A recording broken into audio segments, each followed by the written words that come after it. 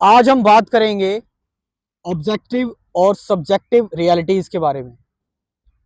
Philosophy को समझने के लिए, साइकोलॉजी को समझने के लिए और लाइफ में बेटर डिसीजन लेने के लिए, कन्फ्लिक्ट दूर करने के लिए और डिवीजन कम करने के लिए हमें ऑब्जेक्टिव और सब्जेक्टिव रियलिटीज को समझना होगा। ऑब्जेक्टिव रियलिटीज क्या होती है?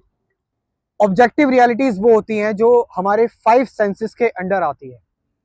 हमारे 5 सेंसेस, हमारी जो 5 इंद्रियां हैं, जैसे स्मेल करना, टेस्ट करना, आँख, नाक, कान, ये सारी की सारी चीज़ें।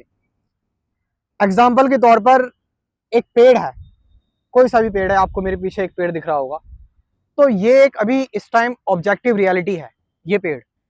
लेकिन लोगों ने कई सारे कंसेप्ट बना रखे हैं, जैसे कि कुछ लोग बोलते हैं कि कल्प वृक्ष होते हैं, जिससे आप जो भी मांगो वो सारी चीज़ें आपकी पूरी हो जाती हैं। तो कल्प वृक्ष जो है वो क्या हो गई? वो सब्जेक्टिव रियलिटी हो गई। लेकिन ये जो आप मेरे पीछे पेड़ देख रहे हैं, पौधे देख रहे हैं, ये ऑब्जेक्टिव रियलिटी है। तो ऑब्जेक्टिव रियलिटी जो अंडर 5 सेंस आती है, सब्जेक्टिव रियलिटी जो होती है वो 5 सेंसेस से परे होती है। जैसे हम सबके अपने अपने कुछ स्पिरिचुअल एक्सपीरियंसेस होते हैं, लोगों की अजप्शंस होती हैं, बिलीफ होते हैं, डॉगमास होते हैं, डलाइमा, ये सारी की सारी जो चीजें होती हैं, ये सब्जेक्टिव में आती हैं। ऑब्जेक्टिव बिल्कुल ऑब्जेक्टिव है, वो इंडिपेंडेंट खड़ा होता है, उसको उसके ऊपर कोई आर्गुमेंट नहीं होता। जैसे सन है, सन एक ऑब्जेक्टिव रियलिटी है, सन कोई सब्जेक्टिव रियलिटी नहीं है। लेकिन अगर हम बात करें कि स्वर्ग होते हैं, नरक होते हैं, हेल, हेवन, इन सब की बात करें, तो ये सब्जेक्टिव है, कोई इनको मानता है, कोई नहीं मानता है।